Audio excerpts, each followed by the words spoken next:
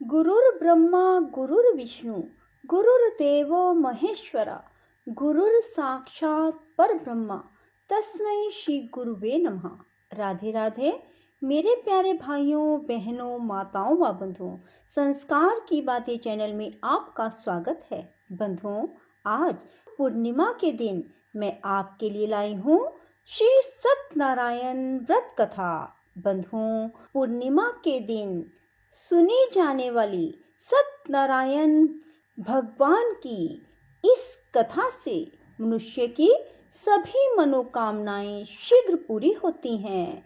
बंधुओं, जो मनुष्य भी पूर्णिमा के दिन श्री सत्यनारायण भगवान की इस कथा को सुनेंगे, उनकी हर इच्छा भगवान श्री सत्यनारायण शीघ्र पूरी करेंगे। बंधुओं, कथा को पूर्ण विश्वास, सच्ची निष्ठा और एकाग्र मन होकर सुनना। बंधुओं, यदि आपने हमारे चैनल को अब तक सब्सक्राइब नहीं किया तो जरूर करें और बेल आइकन दबाना ना भूलें, ताकि आपको हमारी आने वाली सभी वीडियोस की जानकारी सबसे पहले हो सके। बंधुओं, वीडियो को पूरी सुनने के बाद कमेंट बॉक्स में जय श्री सत्यनारायण भगवान की जरूर लिखें। बोलो सत्यनारायण भगवान की जय हो। बंधुओं, सत्यनारायण व्रत करने वाला मनुष्य पूर्णिमा के दिन सायंकाल के समय स्नान आदि से निवृत्त होकर पूजा स्थान पर आसन लगाकर बैठे और श्री गणेश, गौरी, वरुण, विष्णु आदि सभी देवताओं का ध्यान करके पूजन करें। संकल्प करें कि मैं श्री सत्यनारायण स्वामी का पूजन व कथा श्रवण सदैव करूंगा। पुष्प हाथ में लेकर श्री सत्यनारायण का ध्यान करें। यज्ञोपवीत पुष्प नैवेद्य आदि से युक्त होकर स्तुति करें। हे भगवान, मैंने श्रद्धा पूर्वक फल, जल आदि सब सामग्री आपके अर्पण की है, इसे स्वीकार कीजिए। मेरी विपदाओं से रक्षा कीजिए। मैं आपको बारंबार प्रणाम करता हूँ। इसके बाद श्री सत्यनारायण भगवान की कथा पढ़ें या फिर श्रवण करें। श्री सत्यनारायण भगवान की कथा आरंभ। पहला अध्याय। एक समय नैमिषारण्य ने तीर्थ में शौनक आदि 88,000 ऋषियों ने श्री सूत जी से पूछा, हे प्रभु, इस कलयुग में वेद विद्या रहित मनुष्यों को प्रभु भक्ति किस प्रकार मिलेगी? इसका उद्धार कैसे होगा? हे मुनि श्रेष्ठ, कोई ऐसा तप कहिए जिसमें थोड़े समय में पुण्य प्राप्त हो और मन वांछित फल भी मिले। वह कथा सुनने की हमारी प्रबल इच्छा है। सर्वशास्त्र ज्ञाता श्री सूत जी बोले, हे वैष्णवों में पूज्य, आप सब ने प्राणियों के हित की बात पूछी है। अब मैं उस श्रेष्ठ व्रत को आप लोगों से कहूंगा, जिस व्रत को नारद जी ने श्री लक्ष्मी नारायण भगवान से पूछा और श्री लक्ष्मीपति ने मुनि श्रेष्ठ नारद जी से कहा। यह कथा ध्यान से सुनो। एक समय योगी राज नारद जी दूसरों के हित की इच्छा से अनेक लोकों में घूमते हुए मृत्यु लोक में यहाँ पहुंचे। यहाँ अनेक योनियों में जन्मे हुए प्राय सभी मनुष्यों को अपने कर्मों द्वारा अनेकों दुखों से पीड़ित देखकर विचार करने लगे, किस यत्न के करने से निश्चय ही मानवों के दुखों का नाश हो सकता है। ऐसा मन में सोचकर भगवान नारद विष्णु लोक को गए। वहां श्वेत वर्ण और 4 भुजाओं वाले देवों के ईश नारायण का, जिनके हाथों में शंख, चक्र, गदा और पद्म थे, वरमाला पहने हुए थे, देख कर स्तुति करने लगे। हे भगवान, आप अत्यंत शक्ति से संपन्न हैं। मन वाणी भी आपको नहीं पा सकती। यदि आपका आदि मध्य अंत नहीं है, निर्गुण स्वरूप सृष्टि के कारण भक्तों के दुखों को नष्ट करने वाले हो, आपको नमस्कार है। नारद जी से इस प्रकार की स्तुति सुनकर विष्णु भगवान बोले, हे मुनि, आपके मन में क्या है? आपका किस काम के लिए आगमन हुआ? निसंकोच कहो। तब नारद मुनि बोले, मृत्यु लोक में सब मनुष्य जो अनेक योनियों में पैदा हुए हैं, अपने अपने कर्मों के द्वारा अनेक प्रकार के दुखों से दुखी हो रहे हैं। हे नाथ, मुझ पर दया रखते हो तो बताइए कि उन मनुष्यों के सब दुख थोड़े से ही प्रयत्न से कैसे दूर हो सकते हैं? श्री भगवान जी बोले, नारद, मनुष्यों की भलाई के लिए तुमने बहुत अच्छी बात पूछी है। जिस काम के करने से मनुष्य मोह से छूट जाता है, वह मैं कहता हूँ। सुनो, बहुत पुण्य देने वाला, स्वर्ग मृत्यु लोक दोनों में दुर्लभ यह उत्तम व्रत है। आज मैं प्रेम वश होकर तुमसे कहता हूँ, श्री सत्यनारायण भगवान का यह व्रत अच्छी तरह विधान पूर्वक संपन्न करके मनुष्य तुरंत ही यहाँ सुख भोग कर मरने पर मोक्ष को प्राप्त होता है। श्री भगवान के वचन सुनकर नारद मुनि बोले, उस व्रत का फल क्या है, क्या विधान है, किसने यह व्रत किया है, किस दिन यह व्रत करना चाहिए? हे भगवान, मुझसे विस्तार से कहो। भगवान बोले, दुख शोक आदि को दूर करने वाला यह व्रत सब स्थानों पर विजय प्राप्त करने वाला है। भक्ति और श्रद्धा के साथ किसी भी दिन मनुष्य श्री सत्यनारायण की शाम के समय ब्राह्मणों और बंधुओं के साथ धर्म परायण होकर पूजा करे। भक्ति भाव से नैवेद्य केले का फल, घी, दूध और गेहूं का चूरन सवाया लेवे। गेहूं के अभाव में साठी का चूरन, शक्कर अथवा गुड़ ले भक्ति भाव से भगवान को अर्पण करे। बंधु बांधवों सहित ब्राह्मणों को भोजन कराए, पश्चात स्वयं भोजन करे। रात्रि में नृत्य गीत आदि का आयोजन कर श्री सत्यनारायण भगवान का स्मरण करता हुआ समय व्यतीत करे। इस तरह व्रत करने पर मनुष्य की इच्छा निश्चय पूरी होती है। विशेषकर कली काल में मृत्यु लोक पर यही मोक्ष का सरल उपाय है। इति श्री सत्यनारायण व्रत कथा का प्रथम अध्याय संपूर्णम। ओम हरे राम राम राम हरे हरे, हरे कृष्ण कृष्ण कृष्ण हरे हरे। दूसरा अध्याय। सूत जी बोले, हे ऋषियों, जिसने पहले समय में इस व्रत को किया है उसका इतिहास कहता हूँ, ध्यान से सुनो। सुंदर काशीपुरी नगरी में एक अत्यंत निर्धन ब्राह्मण रहता था। वह भूख और प्यास से बेचैन हो पृथ्वी पर घूमता था। ब्राह्मणों से प्रेम करने वाले श्री भगवान ने ब्राह्मण को दुखी देखकर बूढ़े ब्राह्मण का रूप धारण कर उसके पास जा आदर के साथ पूछा, हे विप्र, तुम नित्य ही दुखी होकर पृथ्वी पर क्यों घूमते हो? हे श्रेष्ठ ब्राह्मण, यह सब मुझसे कहो, मैं सुनना चाहता हूँ। ब्राह्मण बोला, मैं निर्धन ब्राह्मण हूँ, भिक्षा के लिए पृथ्वी पर फिरता हूँ। हे भगवान, यदि आप इससे छुटकारे का उपाय जानते हो तो कृपा कर कहो। वृद्ध ब्राह्मण बोला, श्री सत्यनारायण भगवान मनवांछित फल देने वाले हैं, इसलिए हे ब्राह्मण, तू उनका पूजन कर, जिसके करने से मनुष्य सब दुखों से मुक्त होता है। ब्राह्मण को व्रत का सारा विधान बतलाकर बूढ़े ब्राह्मण का रूप धारण करने वाले श्री सत्यनारायण भगवान अंतर्ध्यान हो गए।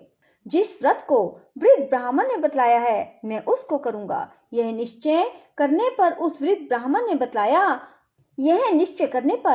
वृद्ध ब्राह्मण को रात में नींद नहीं आई।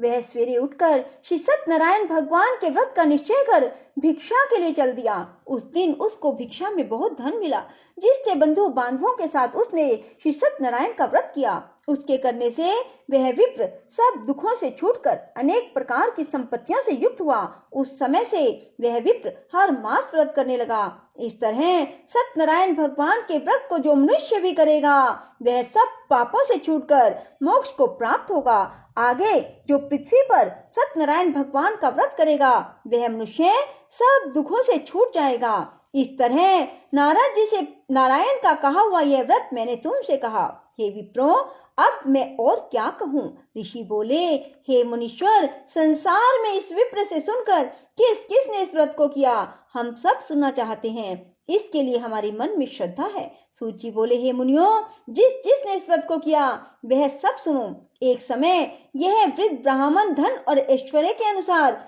बंधु बांधवों के साथ व्रत करने को तैयार हुआ। उसी समय एक लकड़ी बेचने वाला बूढ़ा आदमी आया और बाहर लकड़ियों को रखकर विप्र के मकान में गया।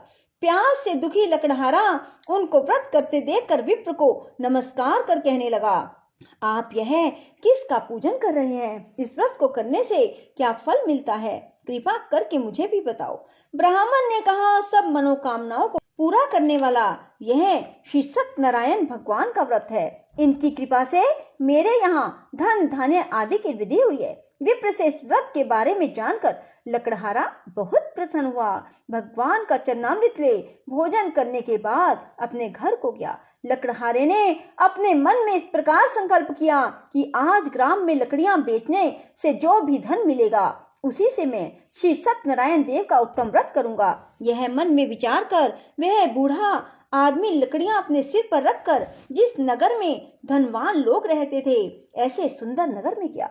उस रोज वहां उसे उन लकड़ियों का दाम पहले दिनों से चौगुना मिला।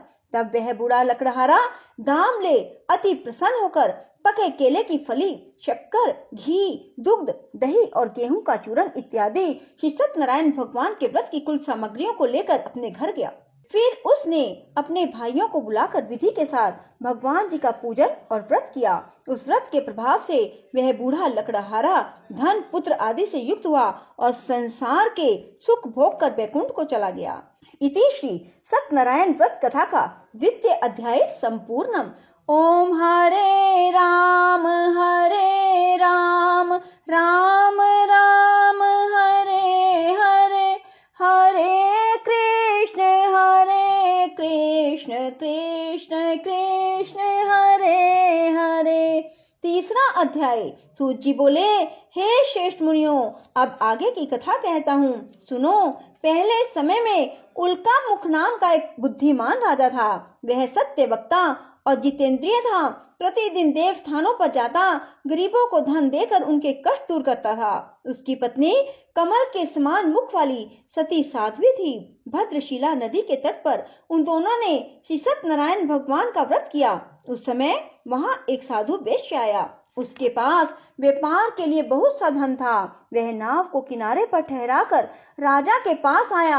राजा को व्रत करते देखकर विनय के साथ पूछने लगा, हे राजन, भक्ति युक्त चित्त से यह आप क्या कर रहे हैं? मेरी सुनने की इच्छा है, तो आप मुझे बताइए। राजा बोला, हे साधु, अपने बांधवों के साथ पुत्र आदि की प्राप्ति के लिए एक महाशक्तिमान सत्यनारायण भगवान का व्रत व पूजन किया जा रहा है। राजा के वचन सुनकर साधु आदर से बोला, हे राजन, मुझसे इसका सब विधान कहो। मैं भी आपके कथन अनुसार इस व्रत को करूंगा। मेरे भी कोई संतान नहीं है, इससे निश्चय ही होगी। राजा से सब विधान सुन व्यापार से निवृत्त हो वह आनंद के साथ घर गया।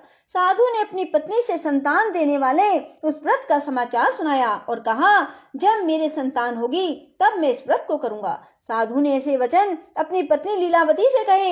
एक दिन उसकी पत्नी लीलावती पति के साथ आनंदित हो संसारिक धर्म में प्रवृत्त होकर श्री सत्यनारायण भगवान की कृपा से गर्भवती हो गई। 10वें महीने में उसके एक सुंदर कन्या का जन्म हुआ। दिनों दिन वह इस तरह बढ़ने लगी जैसे शुक्ल पक्ष का चंद्रमा बढ़ता है। कन्या का नाम कलावती रखा गया। तब लीलावती ने मीठे वचनों में अपने पति से कहा, जो आपने संकल्प किया था भगवान का व्रत करूंगा, अब आप उसे करिए। साधु बोला, प्रिय, कन्या के विवाह पर करूंगा। इस प्रकार अपनी पत्नी को आश्वासन दे वह नगर को गया। कलावती पितृगृह में वृद्धि को प्राप्त हो गई। साधु ने जब नगर में सखियों के साथ अपनी पुत्री को देखा तो तुरंत ही दूत को बुलाकर कहा, पुत्री के वास्ते कोई सुयोग्य वर देख कर लाओ। साधु की आज्ञा पाकर दूत कंचन नगर पहुंचा और वहां पर खोज कर देखभाल करके लड़की के लिए सुयोग्य वनित पुत्र को ले आया। उस सुयोग्य लड़के को देखकर साधु ने अपने बंधु बांधवों सहित प्रसन्नचित्त हो अपनी पुत्री का विवाह उसके साथ कर दिया। किंतु दुर्भाग्य से विवाह के समय भी उस व्रत को करना भूल गया। तब श्री भगवान क्रोधित हो गए और श्राप दिया कि तुम्हें दारुण दुख प्राप्त होगा। अपने कार्य में कुशल साधु बनिया जामाता सहित नावों को लेकर व्यापार करने के लिए समुद्र के समीप स्थित रतनसारपुर नगर में गया और वहां दोनों ससुर जमाई चंद्रकेतु राजा के उस नगर में व्यापार करने लगे। एक दिन भगवान सत्यनारायण की माया से प्रेरित कोई चोर राजा का धन चुरा कर भागा जा रहा था, किंतु राजा के दूतों को आता देखकर चोर ने घबरा कर भागते हुए राजा के धन को वहीं नाव में चुपचाप रख दिया जहां वो ससुर जमाई ठहरे हुए थे। चोर भाग गए। जब दूतों ने उस साधु वैश्य के पास राजा के धन को रखा देखा तो दोनों को बांध कर ले गए और प्रसन्नता से दौड़ते हुए राजा के समीप जाकर बोले, यह दो चोर हम पकड़ कर लाए हैं, देख कर आज्ञा दे। तब राजा की आज्ञा से उनको कठिन कारावास में डाल दिया गया और उनका धन छीन लिया। सत्यनारायण भगवान के श्राप द्वारा उनकी पत्नी भी घर पर बहुत दुखी हुई। घर पर जो धन रखा था चोर चुरा कर ले गए। शारीरिक व मानसिक पीड़ा, भूख प्यास से अति दुखित हो अन्न की चिंता में कलावती एक ब्राह्मण के घर गई। वहां उसने सत्यनारायण भगवान का व्रत होते देखा। फिर कथा सुनी, प्रसाद ग्रहण कर रात को घर आई। माता ने कलावती से कहा, हे पुत्री, अब तक कहाँ रही? वह तेरे मन में क्या है? कलावती बोली, हे माता, मैंने एक ब्राह्मण के घर श्री सत्यनारायण भगवान का व्रत देखा। कन्या के वचन सुनकर लीलावती भगवान के पूजन की तैयारी करने लगी। लीलावती ने परिवार और बंधुओं सहित श्री सत्यनारायण भगवान का पूजन किया। वर मांगा कि मेरे पति और दामाद शीघ्र घर आ जाएं। साथ ही प्रार्थना की कि हम सब का अपराध क्षमा करो। सत्यनारायण भगवान उस व्रत से संतुष्ट हो गए और राजा चंद्रकेतु को स्वप्न में दर्शन देकर कहा, हे राजन, दोनों वैश्यों को प्रातः ही छोड़ दो और उनका सब धन जो तुमने ग्रहण किया है दे दो, नहीं तो मैं तेरा धन, राज्य, पुत्र आदि नष्ट कर दूंगा। राजा से ऐसे वचन कहकर भगवान अंतर्ध्यान हो गए। प्रातः काल राजा चंद्रकेतु ने सभा में अपना स्वप्न सुनाया। फिर दोनों वणिक पुत्रों को कैद से मुक्त कर सभा में बुलाया। दोनों ने आते ही राजा को नमस्कार किया। राजा मीठे वचनों से बोला, हे महानुभावों, भावीवश ऐसा कठिन दुख प्राप्त हुआ, अब तुम्हें कोई भय नहीं। ऐसा कहकर राजा ने उनको नए नए वस्त्र आभूषण पहनाए। उनका जितना धन लिया था उससे दुगना धन देकर आदर से विदा किया। दोनों वैश्य अपने घर को चल दिए। इतिश्री सत्यनारायण व्रत कथा का तृतीय अध्याय संपूर्ण। ओम हरे राम राम राम हरे हरे, हरे कृष्ण कृष्ण कृष्ण हरे हरे। चौथा अध्याय। सूत जी बोले, वैश्य ने मंगलाचार करके यात्रा आरंभ की और अपने नगर को चला। उनके थोड़ी दूर निकलने पर दंडी वेशधारी श्री सत्यनारायण भगवान ने उनसे पूछा, हे साधु, तेरी नाव में क्या है? अभिमानी वणिक हंसता हुआ बोला, हे दंडी, आप क्यों पूछते हो? क्या धन लेने की इच्छा है? मेरी नाव में तो बेल और पत्ते भरे हैं। वैश्य का कठोर वचन सुनकर भगवान ने कहा, तुम्हारा वचन सत्य हो। दंडी ऐसा कहकर वहां से दूर चले गए। कुछ दूर जाकर समुद्र के किनारे बैठ गए। दंडी के जाने पर वैश्य ने नित्य क्रिया करने के बाद नाव को ऊंची उठी देखकर अचंभा किया। नाव में बेल पत्ते देखकर मूर्छित हो जमीन पर गिर पड़ा। फिर मूर्छा खुलने पर अत्यंत शोक प्रकट करने लगा। तब उसका दामाद बोला, आप शोक ना करें, यह दंडी का श्राप है, अतः उनकी शरण में चलना चाहिए, तभी हमारी मनोकामना पूरी होगी। दामाद के वचन सुन वह दंडी के पास पहुंचा और अत्यंत भक्ति भाव से नमस्कार करके बोला, मैंने जो आपसे असत्य वचन कहे थे उनको क्षमा करो। ऐसा कहकर महान शोकातुर हो रोने लगा। तब दंडी भगवान बोले, हे वणिक पुत्र, मेरी आज्ञा से बार बार तुम्हें दुख प्राप्त हुआ है, तू मेरी पूजा से विमुख हुआ। साधु बोला, हे भगवान, आपकी माया से ब्रह्मा आदि भी आपके रूप को नहीं जानते, तब मैं अज्ञानी कैसे जान सकता हूँ? आप प्रसन्न होइए, मैं समर्थ्य के अनुसार आपकी पूजा करूंगा, मेरी रक्षा करो। पहले के समान नौका में धन भर दो। उसके भक्ति भाव वचन सुनकर प्रसन्न हो उनकी इच्छा अनुसार वर देकर अंतर्ध्यान हो गए। तब उन्होंने नाव पर आकर देखा कि नाव धन से परिपूर्ण है। फिर वह भगवान सत्यनारायण का पूजन कर साथियों सहित अपने नगर को चला। जब अपने नगर के निकट पहुंचा तब दूत को घर भेजा। दूत ने साधु के घर जा उसकी स्त्री को नमस्कार कर कहा, साधु अपने दामाद सहित इस नगर के समीप आ गए। लीलावती और कलावती उस समय भगवान का पूजन कर रही थी। ऐसा वचन सुन साधु की स्त्री ने बड़े हर्ष के साथ सत्यदेव का पूजन कर पुत्री से कहा, मैं अपने पति के दर्शन को जाती हूँ, तू कार्य पूर्ण कर शीघ्र आ जाना। परंतु कलावती व्रत एवं प्रसाद छोड़कर पति के पास चली गई। प्रसाद की अवज्ञा के कारण सत्यदेव रुष्ट हो गए। उसके पति को नाव सहित पानी में डुबो दिया। कलावती अपने पति को ना देखकर रोती हुई जमीन पर गिर गई। इस तरह नौका को डूबा हुआ और कन्या को रोता देख साधु दुखित हो बोला, हे प्रभु, मुझसे या मेरे परिवार से जो भूल हुई है उसे क्षमा करो।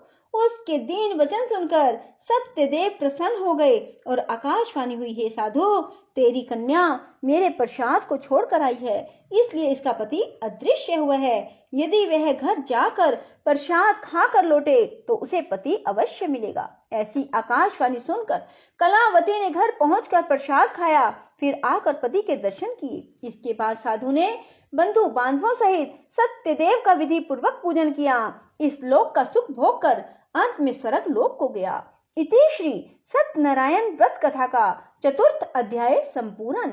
ओम हरे राम राम राम हरे हरे, हरे